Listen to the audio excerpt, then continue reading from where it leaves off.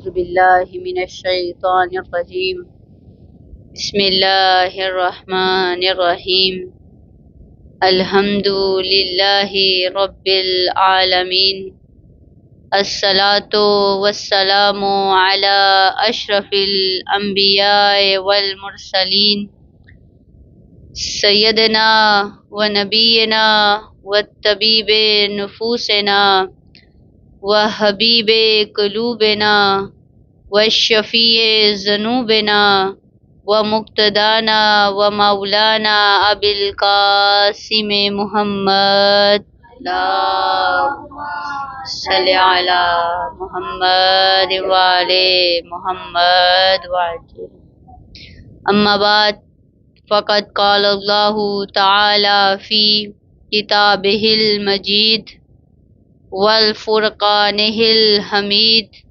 وقولہ الحق بسم اللہ الرحمن الرحیم ان الذین یحبون ان تشیع الفاحشۃ فی الذین آمنوا لهم عذاب علیم فی الدنیا والآخرہ صلوات صلی علی محمد وعلی محمد وعجل فرجہم۔ مومنین کرام، میں نے آپ کے سامنے جس سورہ کی تلاوت کا شرف حاصل کیا ہے وہ سورہ نور ہے۔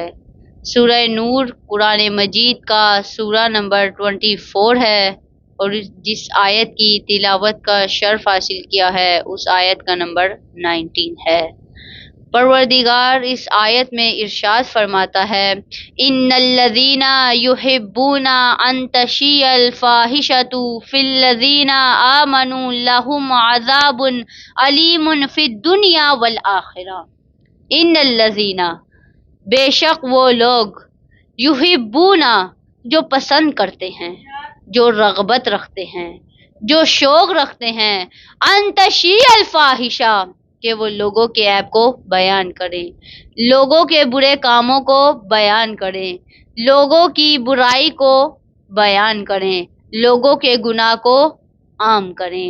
کن لوگوں کے عیب کو بیان کریں، کن لوگوں کی برائی کو بیان کریں، کن لوگوں کے گناہ کو بیان کریں؟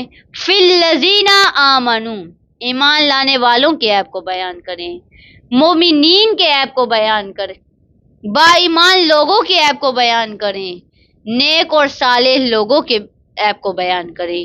اور جو لوگ یہ کام کرتے ہیں ان کے بارے میں پروردگار فرماتا ہے لہم عذاب علیم، ان کے لیے دردناک عذاب ہے، فی الدنیا والآخرہ، دنیا میں بھی اور آخرت میں بھی۔ اس آیت میں پروردگار ارشاد فرماتا ہے جو لوگ مومنین کے عیب کو بیان کرتے ہیں، با ایمان لوگوں کی برائی کو بیان کرتے ہیں، ان لوگوں کے لیے دردناک عذاب ہے، دنیا میں بھی اور آخرت میں بھی۔ میری بہنوں، غیبت کا شمار گناہان کبیرہ میں ہوتا ہے اور میری اس مختصر سی گفتگو کا موضوع سخن بھی غیبت ہے۔ غیبت کسے کہتے ہیں؟ کسی مومن کے عیب کو بیان کرنا غیبت ہے، کسی مومن بھائی کے عیب کو بیان کرنا غیبت ہے، کسی مومنہ بہن کے عیب کو بیان کرنا غیبت ہے، کسی مومنہ بہن کے برے کاموں کو لوگوں کے سامنے بیان کرنا غیبت ہے، کسی مومنہ بہن کی برائی کو لوگوں کے سامنے آشکار کرنا غیبت ہے، کسی مومنہ بہن کے گناہ کو لوگوں کے سامنے ظاہر کرنا غیبت ہے، کسی مومنہ بہن کے برے کام کو لوگوں کے سامنے واضح کرنا غیبت ہے۔ اسی طرح کسی مومن کے نقص کو بیان کرنا بھی غیبت ہے، ایسا نقص بیان کرنا جس سے اس کو برا لگے، یہ غیبت ہے۔ مثلا کسی کو کالی کہنا، کسی کو موٹی کہنا یا کسی کو بونی کہنا، یعنی ایسا نقص بیان کرنا جس سے اس کو برا لگے، یہ غیبت ہے۔ اسی طرح کسی کو گالی دینا بھی غیبت ہے، مثلا کسی کے باپ کو بد کردار کہنا، کسی کی ماں کو بد ذات کہنا، یا کسی کو کنجوس مکھی چوس کہنا، یا کسی کو پیٹو کہنا۔ پیٹو یعنی بہت زیادہ کھانے والا کہنا، تو یہ بھی غیبت ہے۔ درود پڑھے محمد والے محمد پر،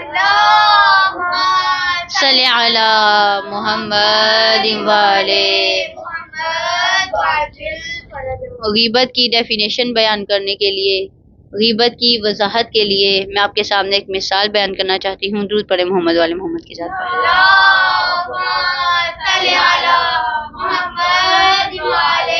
محمد واجل فرج۔ دیکھیں، بیماریاں دو طرح کی ہوتی ہیں، ایک پینفل بیماری ہوتی ہے اور ایک پین لیس بیماری ہوتی ہے۔ پینفل بیماری وہ بیماری ہے جس کے درد کا احساس فوراً ہو جاتا ہے اور ہم فوراً سے اس کا علاج کروا لیتے ہیں۔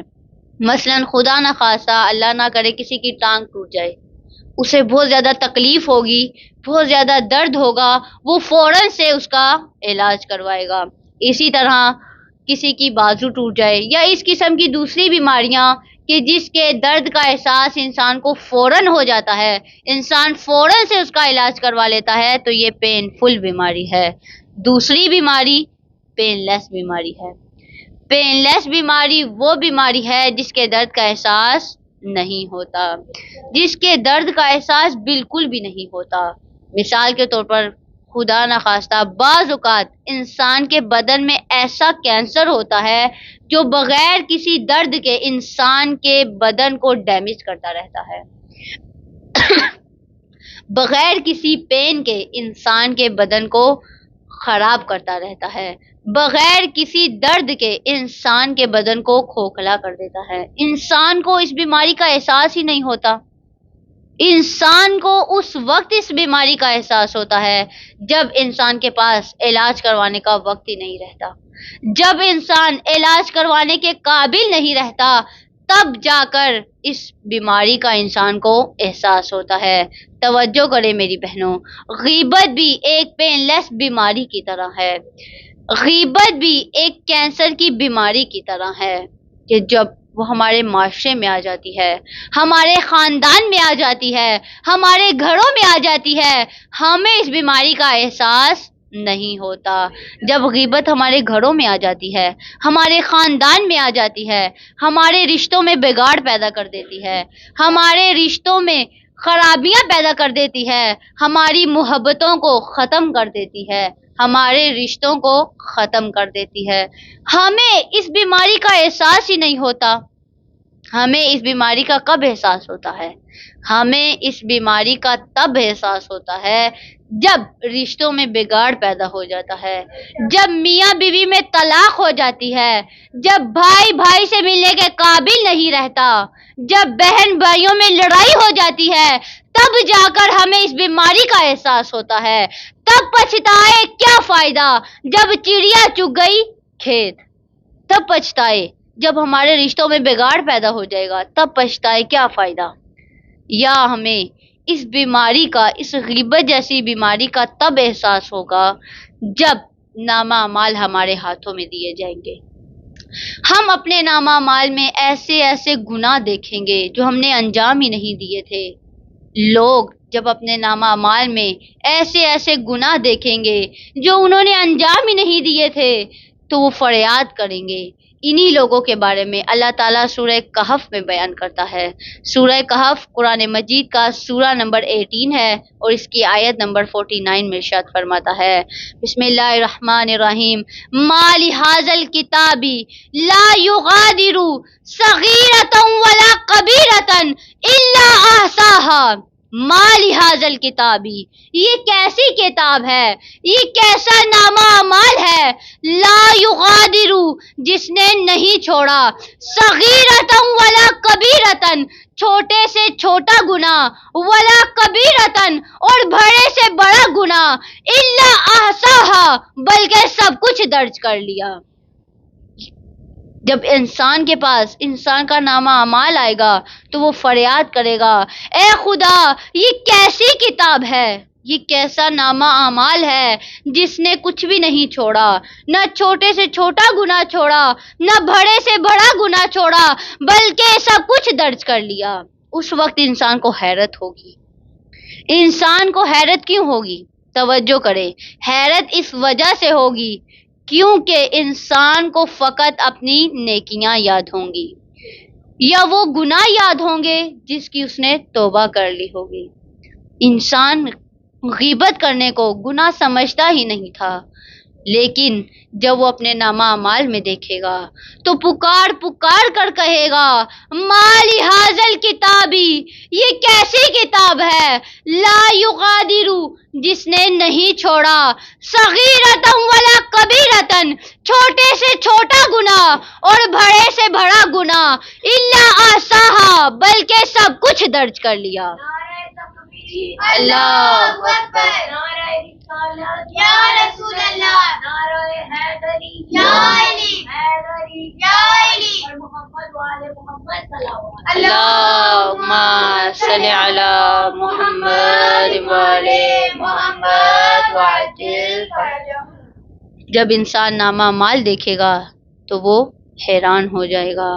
روایت میں ہے رسول اللہ صلی اللہ علیہ وآلہ وسلم فرماتے ہیں اللہم صلی علی محمد والے محمد فرجہم، کہ جب لوگوں کو قیامت کے روز حساب و کتاب کے مقام پر لایا جائے گا، جب ان کے نامہ اعمال ان کے ہاتھوں میں دیے جائیں گے اور جب وہ اپنے نامہ اعمال دیکھیں گے، جب وہ اپنی وہ نیکیاں نہیں پائیں گے جو انہوں نے دنیا میں انجام دی تھیں، تو وہ پکار کر کہیں گے اے خدا، یہ نامہ اعمال میرا نہیں ہے کیونکہ اس میں مجھے وہ نیکیاں نہیں ملتی جو میں نے انجام دی تھیں۔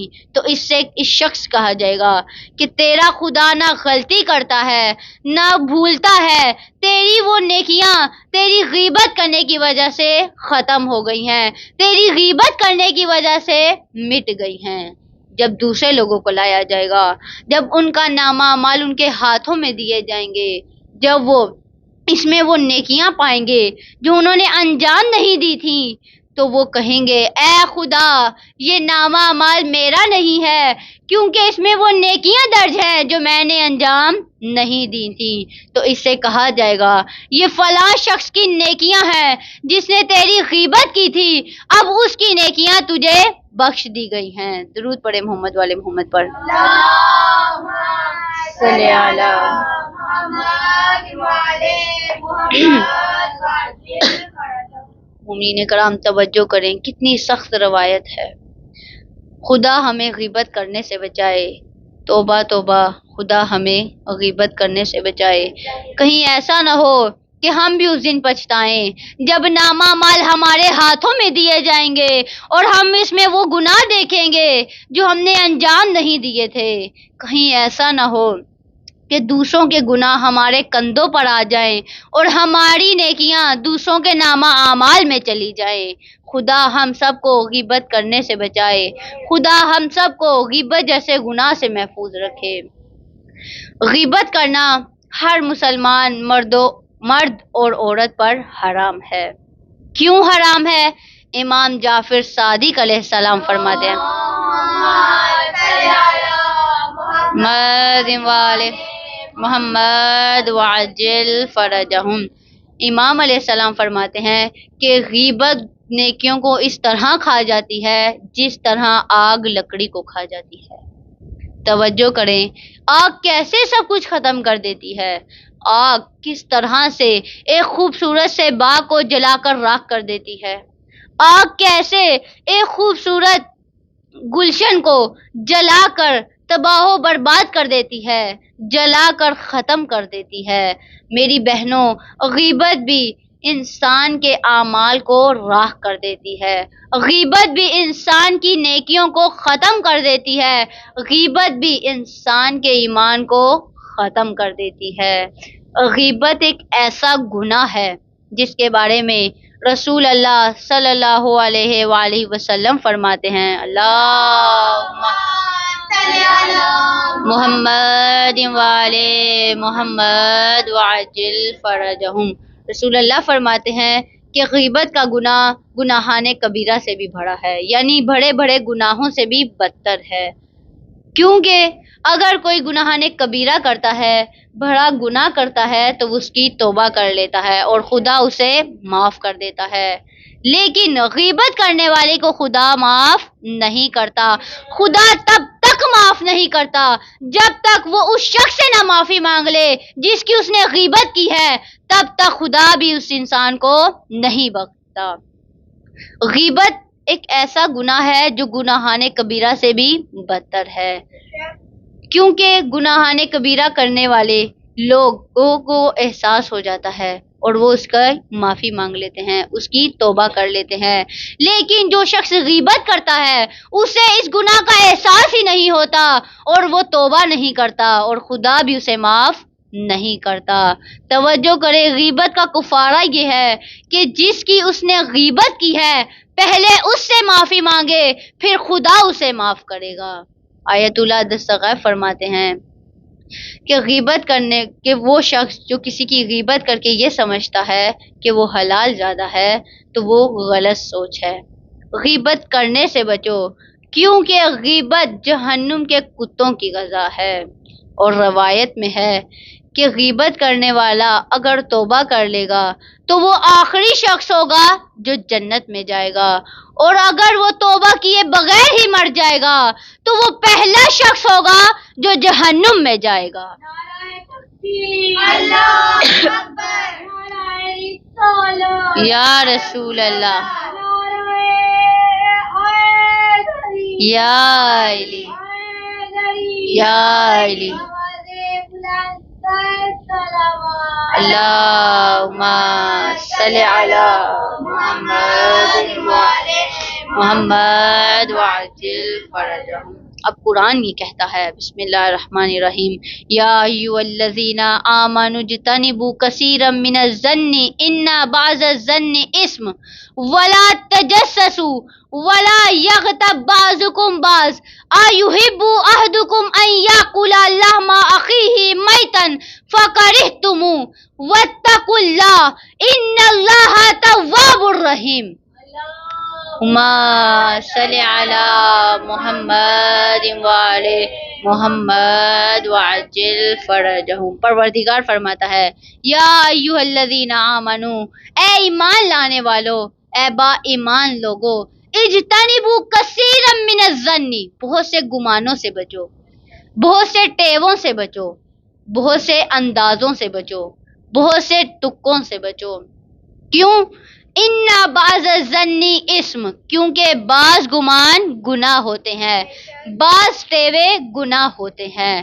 اور پروردگار فرماتا ہے ولا تجسسوا، اور دوسروں کے ذاتی معاملات میں تجسس نہ کرو، دوسروں کے ذاتی زندگی میں تجسس نہ کرو، دوسروں کے عیب تلاش نہ کرو. ولا یغتب بعضکم بعض، اور نہ ہی دوسروں کی غیبت کرو، نہ ہی دوسروں کے عیب تلاش کرو، نہ ہی دوسروں کے عیب بیان کرو. ایحب احدکم، کیا تم میں سے کوئی ایک یہ پسند کرے گا، ان یاکلا، کہ وہ کھائے، کیا کھائے، لحم اخیہ، اپنے بھائی کا گوشت، میتن، وہ بھی مرے ہوئے بھائی کا گوشت. قرآن کہتا ہے کیا تم میں سے کوئی ایک یہ پسند کرے گا کہ وہ اپنے مردہ بھائی کا گوشت کھائے. قرآن کہتا ہے فَكَرِهْتُمُوهُ، مجھے پتا ہے تم کراہٹ محسوس کرو گے، تم پسند نہیں کرو گے. خدا نہ خواستہ کسی کے بھائی کی ڈیتھ ہو جائے، کسی کا بھائی فوت ہو جائے، اس کا دل رنجیدہ ہوتا ہے، آنکھوں میں آنسو ہوتے ہیں. قرآن کہتا ہے کیا کوئی ایسی حالت میں اپنے مردہ بھائی کا گوشت کھائے گا؟ فَكَرِهْتُمُوهُ، قرآن کہتا ہے مجھے معلوم ہے تم پسند نہیں کرو گے، تم کراہٹ محسوس کرو گے. امام حسن عسکری علیہ السلام فرماتے ہیں اللہ صلی علی محمد وعلی محمد وعجل فرجہم، کہ تمہارا اپنے مومن بھائی کی غیبت کرنا مردار کھانے سے بھی بڑا حرام ہے. اسی طرح رسول اللہ صلی اللہ علیہ وآلہ وسلم فرماتے ہیں اللہم صلی علی محمد وعلی محمد وعجل فرجہم. رسول اللہ فرماتے ہیں شب معراج میں نے کچھ لوگوں کو جہنم میں دیکھا کہ جو مردار کھا رہے تھے. رسول اللہ فرماتے ہیں میں نے پوچھا یہ کون لوگ ہیں؟ تو جبرائیل نے کہا یا رسول اللہ یہ وہ لوگ ہیں جو دنیا میں لوگوں کا گوشت کھاتے تھے، یعنی لوگوں کی غیبت کرتے تھے۔ غیبت ایک ایسا گناہ ہے جو مردار کھانے سے بھی بڑا حرام ہے۔ غیبت کرنا ایسے ہے جیسے کسی مردار کا گوشت کھانا ہے، اور غیبت کرنے والوں کے لیے دردناک عذاب ہے۔ پروردگار اس آیت میں ارشاد فرماتا ہے واتقوا اللہ، اللہ سے ڈرو، اللہ سے ڈرو، اللہ سے خوف رکھو۔ میری بہنوں، آج اللہ نے توبہ کے دروازے کھول دیے ہیں، آج سچے دل سے توبہ کر لو۔ ان اللہ تواب الرحیم، بے شک پروردگار توبہ قبول کرنے والا ہے اور معاف کرنے والا ہے، اور تواب الرحیم توبہ قبول کرنے والا ہے اور بڑا مہربان ہے۔ دعائے کمیل میں مولا کائنات فرماتے ہیں، میرے ساتھ مل کے 3 مرتبہ اس کی تلاوت کیجئے۔ مولا فرماتے ہیں یا سریع رضا، یا سریع رضا، یا سریع رضا، یا سریع رضا، اے جلد راضی ہو جانے والے، اے جلد معاف کر دینے والے۔ میری بہنوں توبہ کر لو، ان اللہ تواب الرحیم، بے شک پروردگار توبہ قبول کرنے والا ہے اور بڑا مہربان ہے۔ درود پڑھے محمد والے محمد پر، صلی علی محمد والے محمد وعجل فرج۔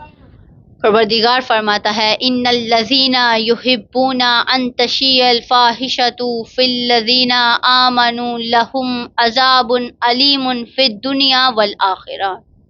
ان الذین یحبون ان تشیع الفاحشہ، بے شک وہ لوگ جو شوق رکھتے ہیں کہ وہ لوگوں کے عیب کو بیان کرے۔ فی الذین آمنوا لہم عذاب علیم فی الدنیا والآخرہ، بے شک وہ لوگ جو یہ پسند کرتے ہیں کہ وہ مومنین کے عیب کو بیان کریں، پروردگار فرماتا ہے ان لوگوں کے لیے دردناک عذاب ہے، فی الدنیا والآخرہ، دنیا میں بھی اور آخرت میں بھی۔ اب دیکھنا یہ ہے کہ انسان کس وجہ سے غیبت کرتا ہے، آخر کیا وجہ ہے کہ انسان اتنا بڑا گناہ کرتا ہے؟ تو اس کی وجہ اللہ تعالیٰ سورہ ہمزہ میں بیان کرتا ہے۔ سورہ ہمزہ قرآن مجید کا سورہ نمبر 104 ہے۔ پروردگار اس سورہ میں ارشاد فرماتا ہے بسم اللہ الرحمن الرحیم ویل لکل ہمزۃ لمزہ الذی جمع مالا وعددا یحسب ان مالہ اخلدا کلا لینبذن فی الحطمہ وما ادراک ما الحطمہ نار اللہ الموقدہ التی تطلع علی الافئدہ انہا علیہم موصدہ فی امد ممددہ۔ پروردگار فرماتا ہے ویل لکل ہمزۃ لمزہ، ویل وائے ہو، لعنت ہو، افسوس ہو ان لوگوں پر، لکل ہر ایک پر، اس ہر ایک انسان پر، ہمزہ جو عیب تلاش کرتا ہے، عیب ڈھونڈتا ہے، عیب نکالتا ہے، لمزہ اور لوگوں کے سامنے بیان کرتا ہے، لوگوں کے سامنے آشکار کرتا ہے، لوگوں کے سامنے ظاہر کرتا ہے۔ پروردگار فرماتا ہے افسوس ہے ان لوگوں پر، وائے ہو ان لوگوں پر جو لوگوں کے عیب کو تلاش کرتے ہیں اور لوگوں کے سامنے بیان کرتے ہیں۔ یہ کیوں عیب تلاش کرتے ہیں؟ یہ کیوں عیب ڈھونڈتے ہیں؟ تو پروردگار فرماتا ہے الذی جمع مالا وعددا، الذی یہ وہ لوگ ہیں جمع جو جمع کرتے ہیں، جو اکٹھا کرتے ہیں، مالا وعددا مال کو، یہ وہ لوگ ہیں جو مال کو جمع کرتے رہتے ہیں، وعددا اور گنتے رہتے ہیں۔ یہ کیوں عیب تلاش کرتے ہیں؟ پروردگار فرماتا ہے الذی جمع مالا وعددا، یہ وہ لوگ ہیں جو مال کو جمع کرتے ہیں اور گنتے رہتے ہیں۔ یہ مال کے عاشق ہیں، یہ مال سے محبت رکھتے ہیں، نہ اللہ کے راستے میں خرچ کرتے ہیں، نہ زکوٰۃ ادا کرتے ہیں، نہ خمس ادا کرتے ہیں، بلکہ حب دنیا اس کا سبب بنتی ہے کہ وہ لوگوں کے عیب کو تلاش کریں اور لوگوں کے سامنے بیان کریں۔ اللہم صلی علی محمد وعلی محمد وعجل فرجہم۔ حب دنیا اس کا سبب بنتی ہے کہ وہ لوگوں کے عیب کو تلاش کرتے ہیں اور لوگوں کے سامنے بیان کرتے ہیں۔ اسی بات کو رسول اللہ صلی اللہ علیہ وآلہ وسلم بیان کرتے ہیں۔ اللہم صلی علی محمد وعلی محمد وعجل فرجہم۔ رسول اللہ فرماتے ہیں حب الدنیا رأس کل خطیہ، حب دنیا تمام برائیوں کی جڑ ہے۔ پروردگار فرماتا ہے یحسب ان مالہ اخلدا، یحسب یہ گمان کرتے ہیں، یحسب ان مالہ اخلدا کہ ان کا مال ان کو ہمیشہ محفوظ رکھے گا، ان کا مال ان کی ہمیشہ حفاظت کرے گا۔ حب دنیا نے ان لوگوں کو اتنا اندھا کر دیا کہ لوگ یہ سوچتے ہیں، گمان یہ کرتے ہیں کہ ان کا مال ان کو ہمیشہ محفوظ رکھے گا۔ پروردگار فرماتا ہے کلا، ہرگز نہیں، ہرگز ایسا نہیں ہو سکتا، مال کبھی بھی انسان کو محفوظ نہیں رکھ سکتا۔ ایک واقعہ آپ کی خدمت میں بیان کرنا چاہتی ہوں، درود پڑھے محمد والے محمد کی ذات پر۔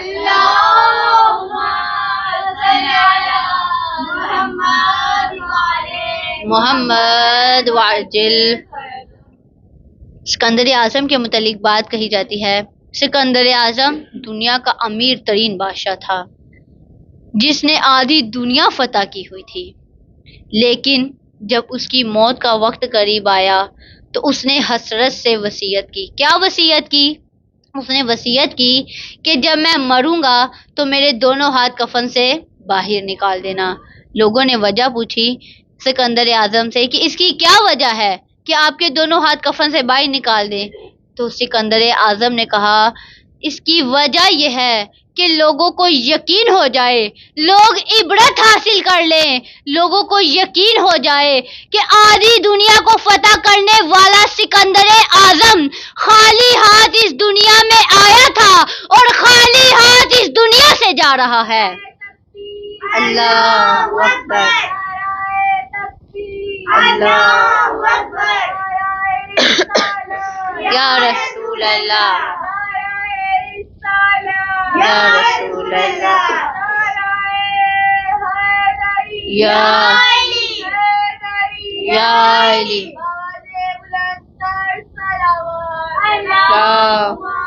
صلی علی محمد وعلی محمد وعجل فرجہم۔ کہا تاکہ لوگوں کو یقین ہو جائے، لوگ عبرت حاصل کر لیں کہ ہم خالی ہاتھ اس دنیا میں آئے ہیں اور خالی ہاتھ اس دنیا سے واپس جانا ہے۔ لوگوں کو یقین ہو جائے دنیا کے اے مسافر منزل تیری قبر ہے، دنیا کے اے مسافر منزل تیری قبر ہے، طے کر رہا ہے جو تو 2 دن کا یہ سفر ہے۔ دنیا کے اے مسافر منزل تیری قبر ہے، طے کر رہا ہے جو تو 2 دن کا یہ سفر ہے۔ آنکھوں سے تو نے اپنے کتنے جنازے دیکھے، آنکھوں سے تو نے اپنے کتنے جنازے دیکھے، ہاتھوں سے تو نے اپنے دفنائے کتنے مردے، انجام سے تو اپنے کیوں اتنا بے خبر ہے۔ یہ عالیشان محل، یہ اونچے اونچے محل کچھ کام کے نہیں ہے، یہ اونچے اونچے محل کچھ کام کے نہیں ہے، یہ عالیشان بنگلے کچھ کام کے نہیں ہے، 2 گز زمین کا ٹکڑا چھوٹا سا تیرا گھر ہے، محمل پہ سونے والے مٹی میں سو رہے ہیں، محمل پہ سونے والے مٹی پہ سو رہے ہیں، شاہ و گدا یہاں پر سب ایک ہو رہے ہیں، شاہ و گدا یہاں پر سب ایک ہو رہے ہیں، دونوں ہوئے برابر یہ موت کا اثر ہے، مٹی کے پتلے تجھ کو مٹی میں ہے سمانا، مٹی کے پتلے تجھ کو مٹی میں ہے سمانا، ایک دن یہاں تو آیا ایک دن یہاں سے جانا، رکنا نہیں یہاں پر جاری تیرا سفر ہے، دنیا کے مسافر منزل تیری قبر ہے، طے کر رہا ہے جو تو 2 دن کا یہ سفر ہے۔ اللہ اکبر۔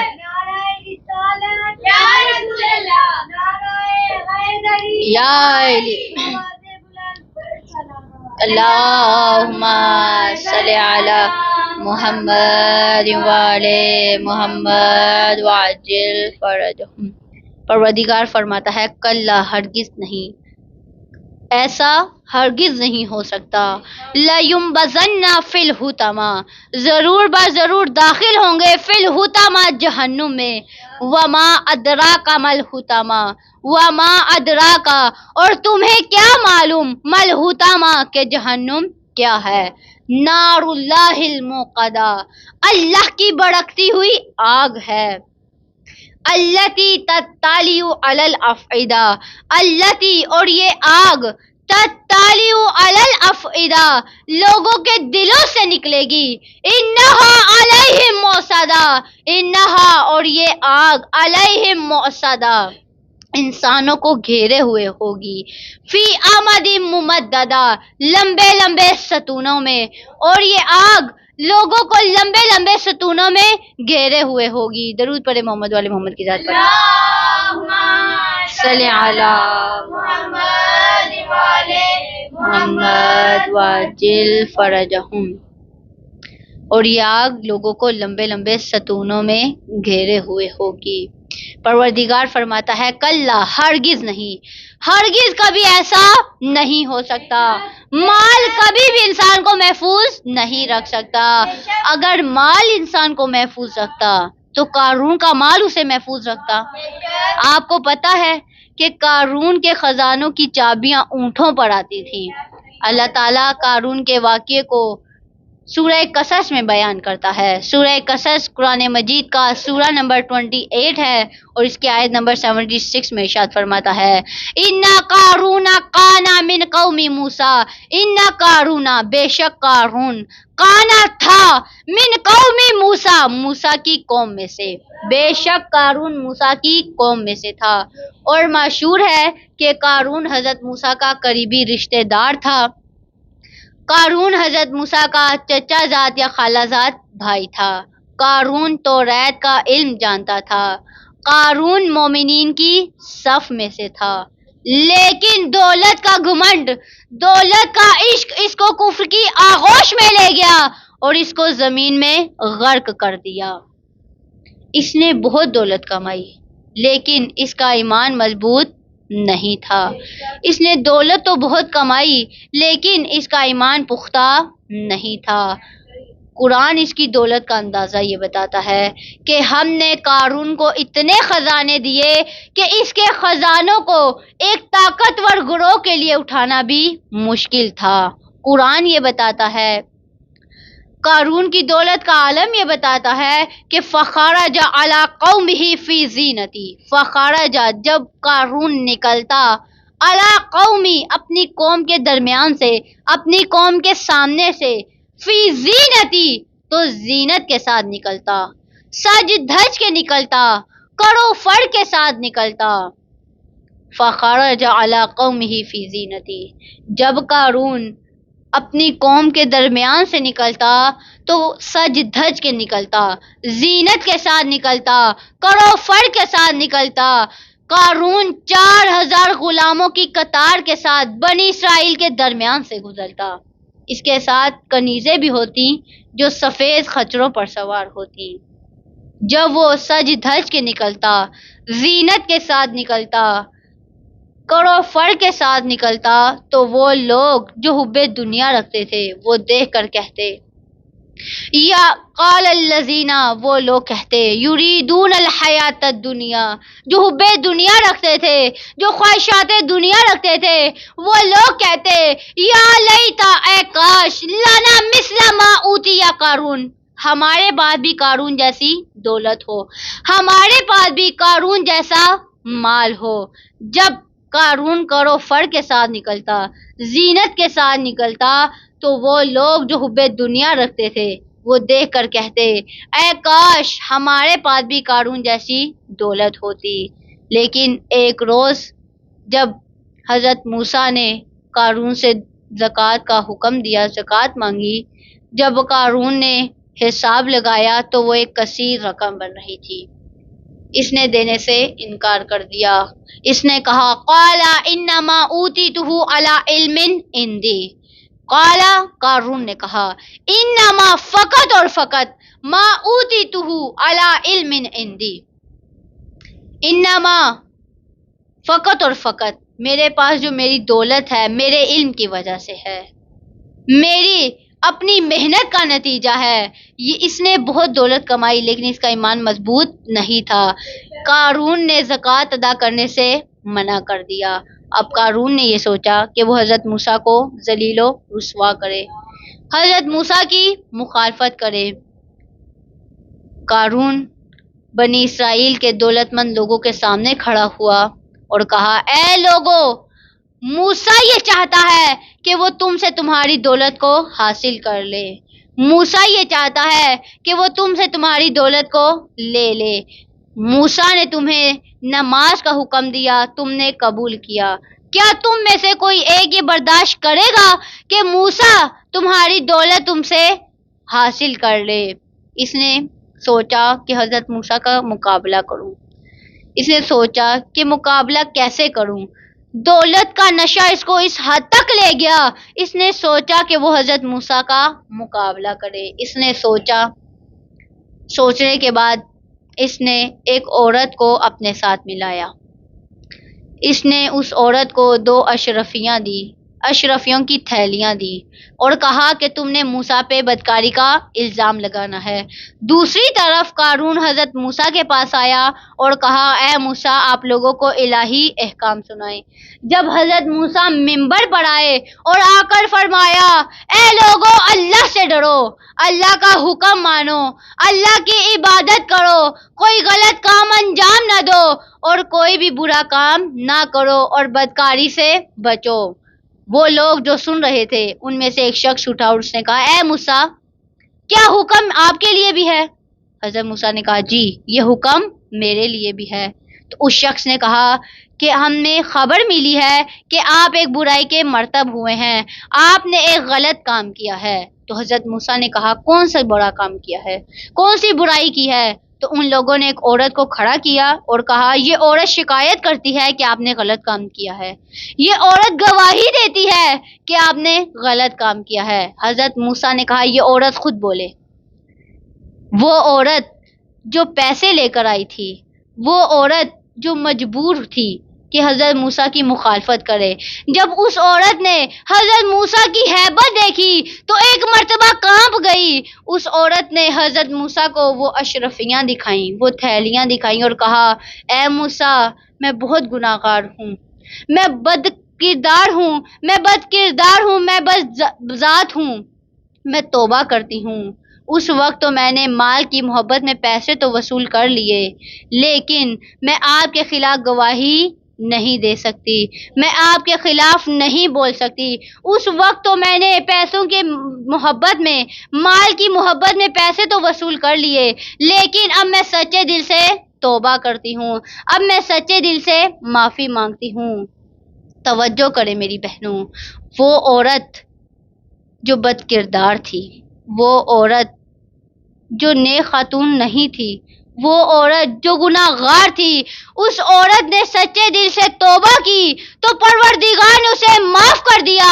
اور وہ قارون جو حضرت موسیٰ کا امتی تھا، وہ قارون جو مومنین کی صف میں سے تھا، وہ قارون جو حضرت موسیٰ کا قریبی رشتہ دار تھا، وہ قارون جو حضرت موسیٰ کا کلمہ گو تھا، وہ قارون جو حضرت موسیٰ کی محفل میں بیٹھا تھا، وہ قارون، اس قارون پہ عذاب الہی آ رہا تھا۔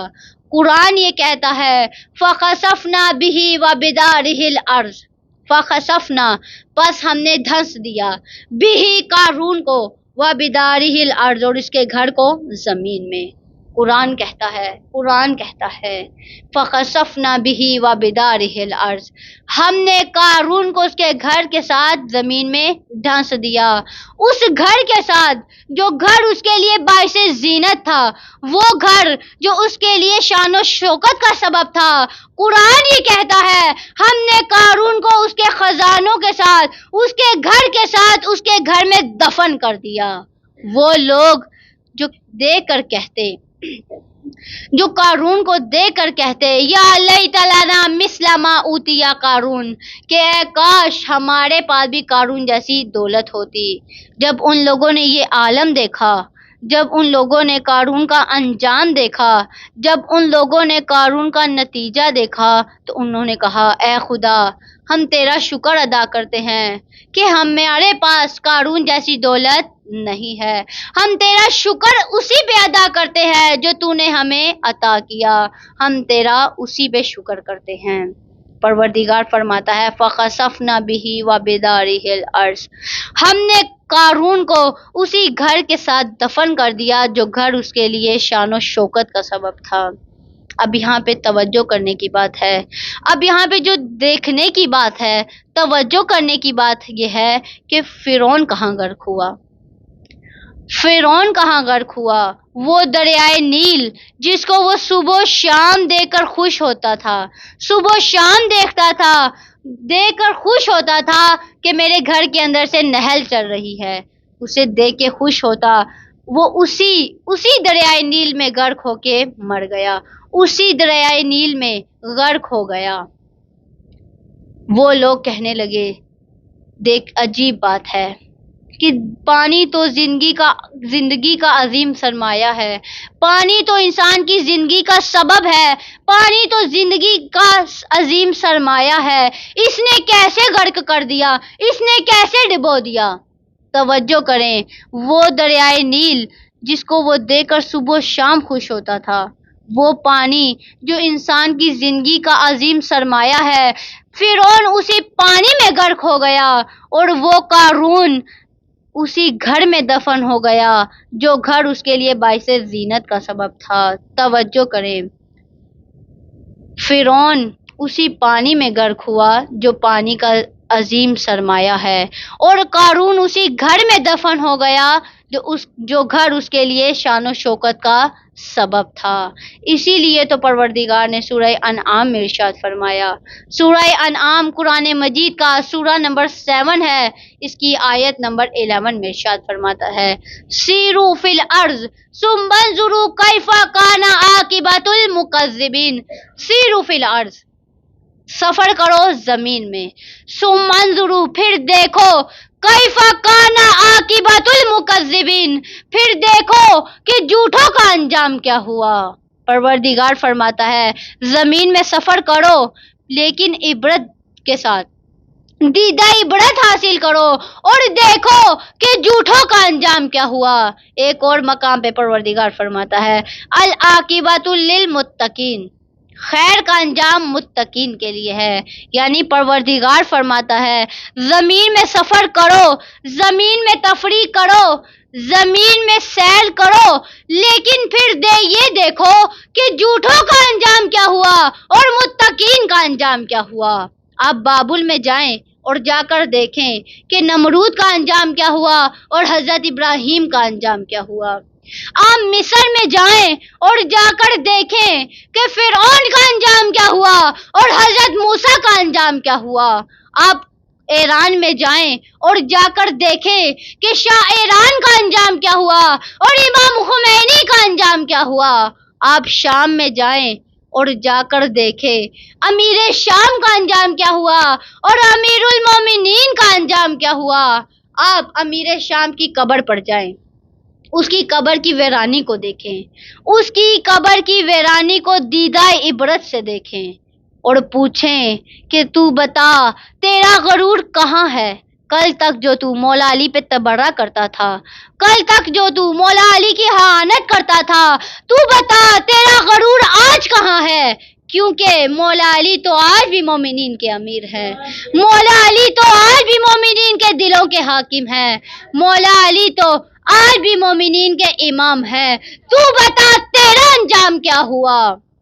تو بتا تیرا انجام کیا ہوا؟ امیر المومنین تو آج بھی مومنین کے دلوں کے حاکم ہے۔ یا علی یا علی یا علی یا علی یا علی یا علی اللہم صلی علی محمد محمد وعجل فرجہم۔ یہاں چند جملے مولا کائنات کی شان میں عرض کرتی چلوں۔ شمس و قمر نجوم تجلی علی کا ہے، شمس و قمر نجوم تجلی علی کا ہے۔ میرے ساتھ مل کے علی کریے گا۔ شمس و قمر نجوم تجلی علی، ایسے نہیں میری بہنوں، منافق کے دل کو جلا کر کہو علی کا ہے۔ شمس و قمر نجوم تجلی علی کا ہے، ایسے نہیں، بلند آواز سے، دل کی گہرائیوں سے بلند آواز میں علی کا ہے کہنا ہے۔ شمس و قمر نجوم تجلی علی کا ہے، بلند آواز میں، شمس و قمر نجوم تجلی علی کا ہے، شمس و قمر نجوم تجلی علی کا ہے، شمس و قمر نجوم تجلی علی کا ہے، جو کچھ ہے کائنات میں واللہ علی کا ہے۔ شمس و قمر نجوم تجلی علی کا ہے، بلند آواز میں۔ میں تب تک آگے نہیں جاؤں گی جب تک آپ آخر تک میرا ساتھ نہیں دیں گے۔ شمس و قمر نجوم تجلی علی کا ہے، جو کچھ ہے کائنات میں واللہ علی کا ہے۔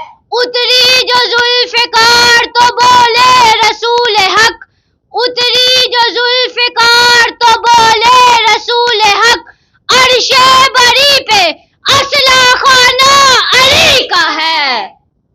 محمد وعلى محمد صلوات اللهم صل على محمد والے محمد۔ شمس و قمر نجوم تجلی علی کا ہے، جو کچھ ہے کائنات میں واللہ، بولیے گا، علی کا ہے۔ شمس و قمر نجوم تجلی علی کا ہے، جو کچھ ہے کائنات میں واللہ علی کا ہے۔ اتری جو ذوالفقار تو بولے رسول حق، عرش بری پہ اسلحہ خانہ علی کا ہے۔ منظر فضائے دہر میں سارا علی کا ہے، منظر فضائے دہر میں سارا علی کا ہے، جس سمت دیکھتا ہوں نظارہ علی کا ہے۔ حیدر حیدر حیدر حیدر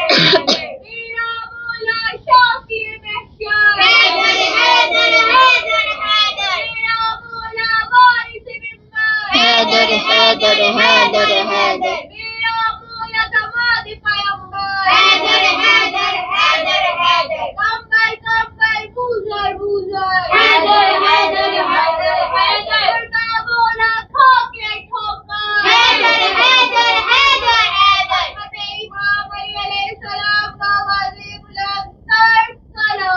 اللہم صلی علی محمد وعلے محمد۔ سلامت رہیں۔ شمس و قمر نجوم تجلی علی کا ہے، جو کچھ ہے کائنات میں واللہ علی کا ہے۔ اتری جو ذوالفقار تو بولے رسول حق، عرش بری پہ اسلحہ خانہ علی کا ہے۔ منظر فضائے دہر میں سارا علی کا ہے، جس سمت دیکھتا ہوں نظارہ علی کا ہے۔ میرا ساتھ دیجئے گا۔ مرحب دو نیم ہے سر مقتل پڑا ہوا، مرحب دو نیم ہے سر مقتل پڑا ہوا، اٹھنے کا اب نہیں کہ یہ مارا علی کا ہے۔ یا یا علی اللہم صلی علی محمد وعلی محمد وعلی اہل ہوس کی لقمۂ تر پر رہی نظر اہل ہوس کی لقمۂ تر پر رہی نظر نانے جویں پہ صرف گزارا علی کا ہے آثار پڑھ کے مہدی دوراں کے یوں لگا آثار پڑھ کے مہدی دوراں کے یوں لگا جیسے ظہور وہ بھی دوبارہ علی کا ہے العجل العجل یا امام المنتظر العجل العجل یا امام المنتظر العجل العجل نعرہ حیدری یا علی آواز بلندر صلوات اللہم صلی علی محمد وعلی محمد وعجل پروردگار فرماتا ہے سیرو فی الارض ثم انظروا کیف کان عاقبۃ المکذبین زمین میں سفر کرو اور پھر دیکھو کہ جھوٹوں کا انجام کیا ہوا اور متقین کا انجام کیا ہوا. یعنی آپ بابل میں جائیں اور جا کر دیکھیں کہ نمرود کا انجام کیا ہوا اور حضرت ابراہیم کا انجام کیا ہوا. آپ مصر میں جائیں اور جا کر دیکھیں کہ فرعون کا انجام کیا ہوا اور حضرت موسیٰ کا انجام کیا ہوا. آپ ایران میں جائیں اور جا کر دیکھیں کہ شاہ ایران کا انجام کیا ہوا اور امام خمینی کا انجام کیا ہوا. آپ شام میں جائیں اور جا کر دیکھیں کہ امیر شام کا انجام کیا ہوا اور امیر المومنین کا انجام کیا ہوا. آپ کربلا میں جائیں اور جا کر دیکھیں کہ یزید کا انجام کیا ہوا اور امام حسین کا انجام کیا ہوا. یزید کل بھی مرد آباد تھا، یزید آج بھی مرد آباد ہے. یزید کل بھی مرد آباد تھا، یزید آج بھی مرد آباد ہے. حسین کل بھی زندہ باد تھا، حسین آج بھی زندہ باد ہے. زندہ باد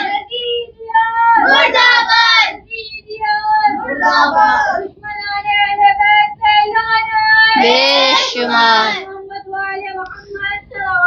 اللہم صلی علی محمد وعلی محمد وعجل فرجہم. زہرا کا لال جان پیمبر حسین ہے، زہرا کا لال جان پیمبر حسین ہے. کرب و بلا صدف ہے تو گوہر حسین ہے. زہرا کا لال جان پیمبر حسین ہے، کرب و بلا صدف ہے تو گوہر حسین ہے. کرب و بلا کی جنگ کا آغاز ہے غدیر، کرب و بلا کی جنگ کا آغاز ہے غدیر. منظر تو ہے علی پس منظر حسین ہے.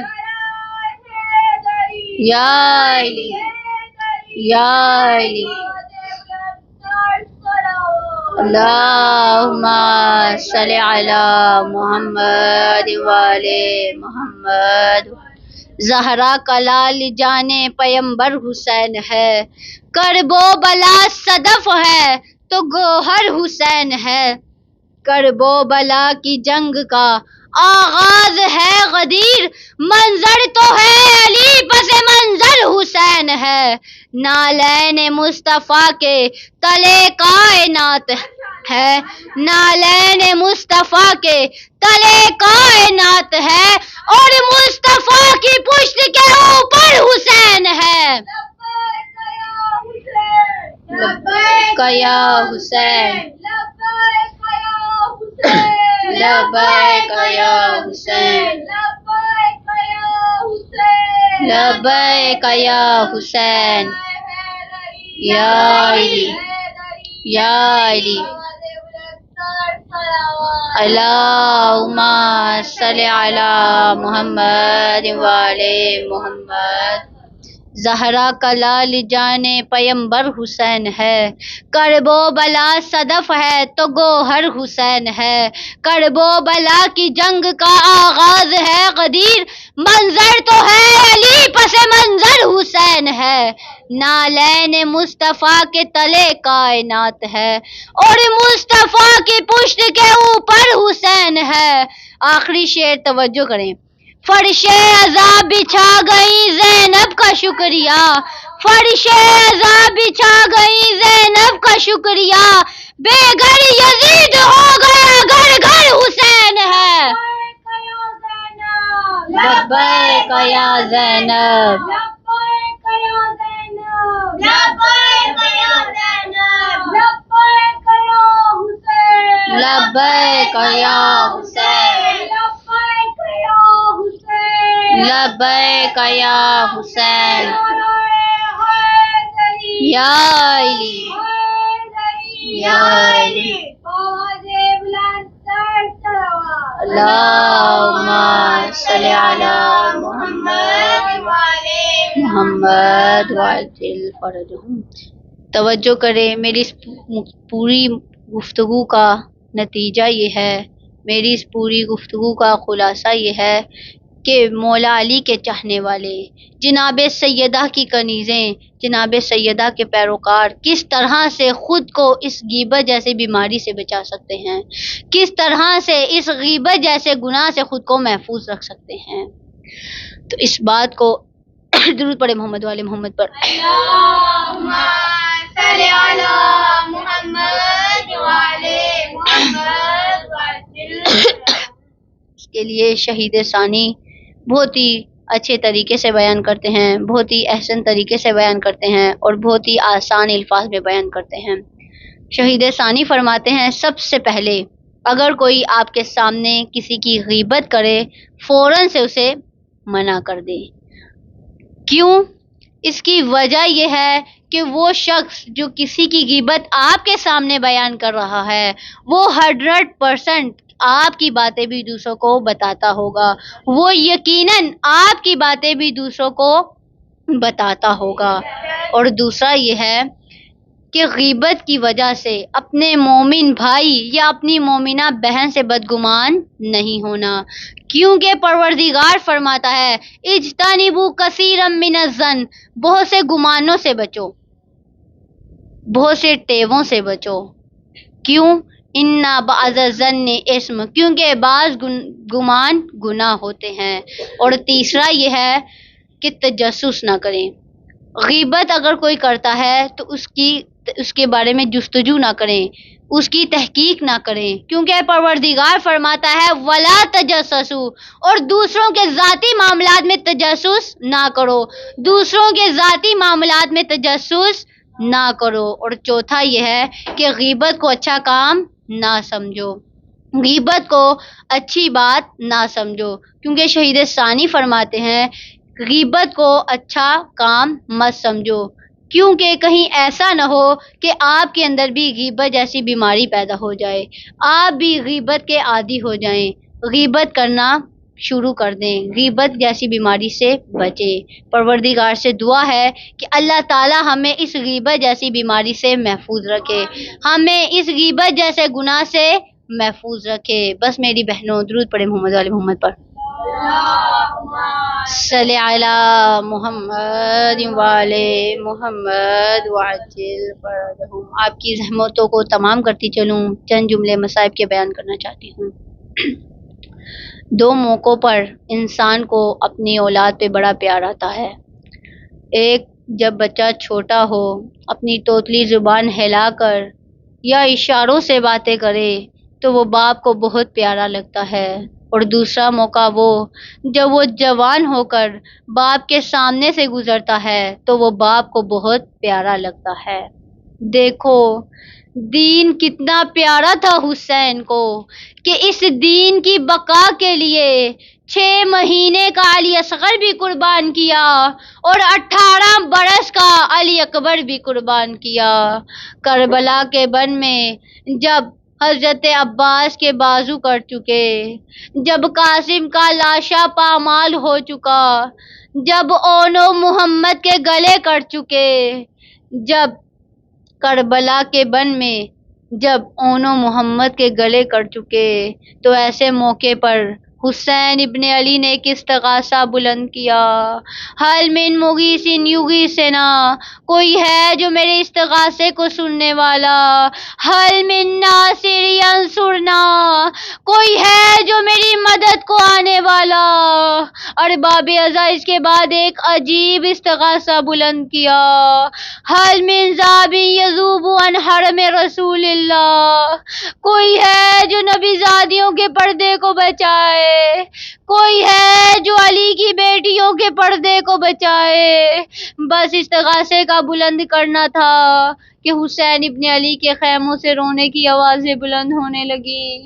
امام نے پوچھا، خیموں سے رونے کی آوازیں کیوں آ رہی ہیں؟ جناب رباب فرماتی ہیں، مولا، جب سے آپ نے استغاثہ بلند کیا ہے، تب سے علی اصغر نے خود کو جھولے سے گرا لیا ہے۔ امام فرماتے ہیں، بچہ مجھے دو، شاید میں اس کی پیاس بجھا سکوں۔ جناب رباب نے بچے کو تیار کرنا شروع کیا۔ وہ میری مائیں بہنیں جن کی گود میں ننھے ننھے بچے ہیں، وہ جانتی ہیں کہ جب بچے کو تیار کیا جاتا ہے، سب سے پہلے اس کا منہ دھلایا جاتا ہے، پھر اس کے بالوں پہ کنگھی پھیری جاتی ہے۔ ارباب ازا، عالم غربت میں پانی تو نہیں تھا، لیکن جناب رباب نے خشک بالوں پہ کنگھی پھیری اور کان میں ایک جملہ کہا، اے بیٹا علی اصغر، میرے دودھ کی لاج رکھ لینا۔ بیٹا، آج ہر ماں نے اپنی قربانی دی ہے، میری قربانی فقط تو ہے۔ بیٹا، جب تک علی اکبر رہے، انہوں نے برجی اپنے سینے پہ تو لے لی، لیکن بابا کو لگنے نہیں دی۔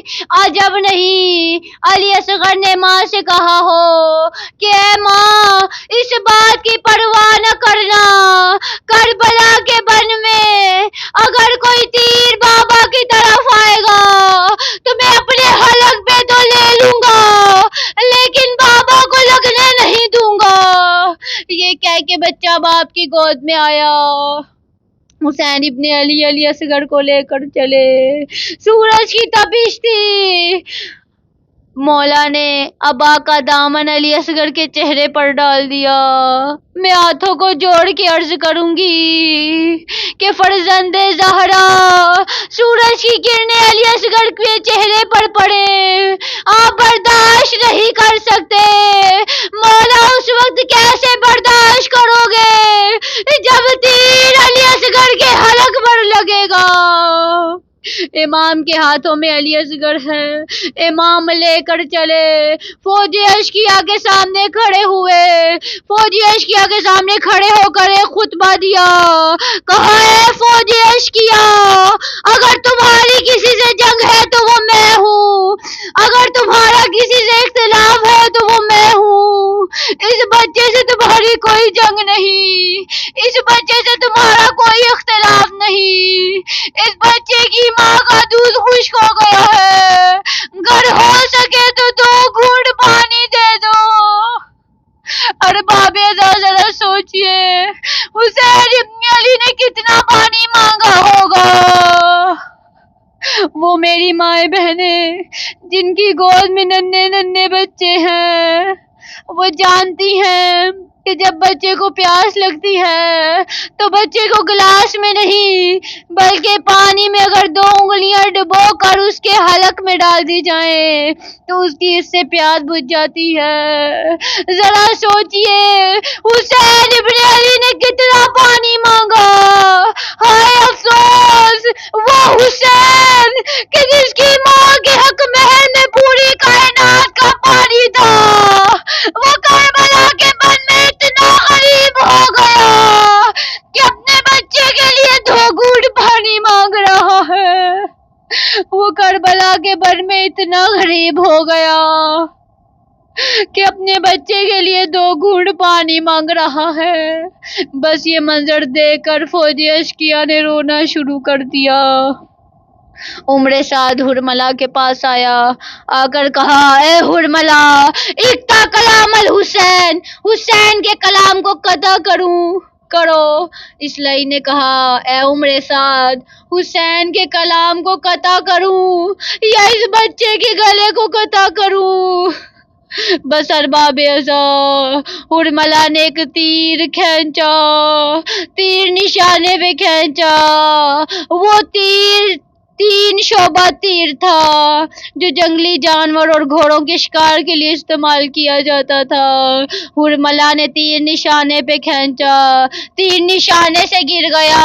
حرملہ نے دوبارہ تیر نشانے پہ کھینچا، تیر دوبارہ گر گیا۔ 3 مرتبہ حرملہ نے تیر نشانے پہ کھینچا، 3 مرتبہ تیر نشانے سے گر گیا۔ عمر سعد حرملہ کے پاس آیا اور کہا اے حرملہ تو سب سے بڑا تیر انداز ہے، تیرا تیر نشانے سے کیوں گرتا ہے؟ حرملہ نے کہا اے لعین میرے پاس آ۔ جب عمر سعد حرملہ کے پاس آیا، حرملہ نے کہا اے لعین جب میں تیر نشانے پہ کھینچتا ہوں تو خیمے میں کالے برقعے والی بی بی ہے جو سر پہ قرآن رکھ کے کہتی ہے اے حرملہ تو اپنا تیر بھی دیکھ اور اس بچے کا گلا بھی دیکھ، اے حرملہ تو اپنا تیر بھی دیکھ، اس بچے کا گلا بھی دیکھ۔ بس ارباب ازا مشکل گھڑی آ گئی، مصائب کی گھڑی آ گئی۔ اب جو تیر حرملہ نے نشانے پہ کھینچا، وہ تیر علی اصغر کے حلق پہ لگا، علی اصغر باپ کے ہاتھوں میں منقلب ہو گئے۔ تاریخ یہ کہتی ہے علی اصغر نے ایسے جان دی جیسے مچھلی جان دیتی ہے۔ جب مچھلی جان دیتی ہے تو اس کی 3 حالتیں ہوتی ہیں۔ سب سے پہلے تڑپتی ہے، اچھلتی ہے، کبھی دائیں کروٹ لیتی ہے، کبھی بائیں کروٹ لیتی ہے، کبھی منہ کھولتی ہے، کبھی بند کرتی ہے۔ بس ارباب ازا علی اصغر نے بھی اس طرح سے جان دی۔ جب تیر لگا باپ کے ہاتھوں میں اچھل گئے، تڑپ گئے، کبھی بائیں کروٹ لیتے ہیں، کبھی دائیں کروٹ لیتے ہیں، کبھی منہ کھولتے ہیں، کبھی بند کرتے ہیں۔ علی اصغر نے اس طرح سے جان دے دی۔ امام علی مقام کے ہاتھوں میں علی اصغر کا خون ہے۔ امام نے چاہا خون آسمان کی طرف پھینک دے، آسمان نے کہا مولا قیامت تک بارش نہ ہوگی۔ امام نے چاہا خون زمین میں پھینک دے، زمین نے کہا مولا قیامت تک گلہ نہ اگ پائے گا۔ امام نے علی اصغر کے خون کو اپنی داڑھی پہ مل لیا تاکہ روز قیامت نانا کو دکھاؤں کہ امت نے کس طرح سے اجر رسالت ادا کیا۔ امیر انیس کی منظر کشی کرتے ہیں، انکار آسماں کو ہے راضی زمین نہیں، انکار آسماں کو ہے راضی زمین نہیں، اصغر تیرے خون کا ٹھکانا کہیں نہیں۔ امام کے ہاتھوں میں علی اصغر ہے۔ امام خیمے کی طرف بڑھتے ہیں۔ خیمے میں خاص منظر ہے۔ خیمے کے دروازے پہ جناب رباب کھڑی ہے۔ اس سے پہلے مولا جب بھی کسی شہید کا لاشا لاتے تو جن دروازے پہ جناب زینب کھڑی ہوتی، جناب عباس کا لاشا آیا، جناب زینب نے وصول کیا۔ جناب علی اصغر کا لاشا آیا، جناب زینب نے وصول کیا۔ اس دفعہ بچہ ماں کی گود سے گیا تھا، اس لیے اب دروازے پہ جناب زینب نہیں بلکہ جناب رباب کھڑی ہے۔ امام 7 قدم خیمے کی طرف بڑھتے ہیں، 7 قدم خیمے سے پیچھے ہٹتے ہیں، پھر 7 قدم خیمے کی طرف بڑھتے ہیں، پھر 7 قدم خیمے سے پیچھے ہٹتے ہیں۔ میں ہاتھوں کو جوڑ کے عرض کروں گی مولا، آپ خیمے سے کیوں پیچھے ہٹتے ہیں؟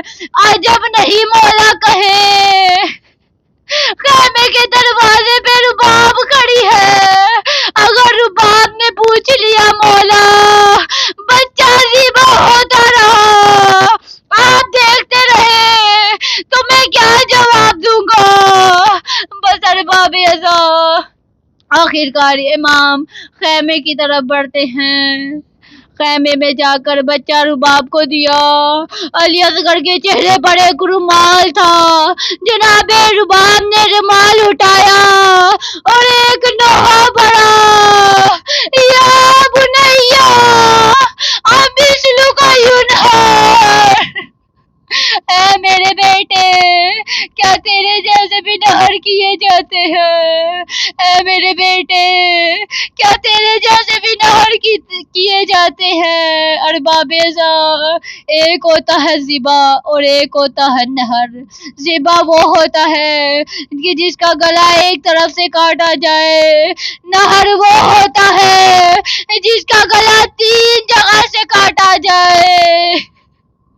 علی اصغر کو 3 شعبہ تیر لگا تھا، اس لیے جناب رباب نے کہا یا بنیا مثلک ینہر، اے میرے بیٹے کیا تیرے جیسے بھی نہر کیے جاتے ہیں؟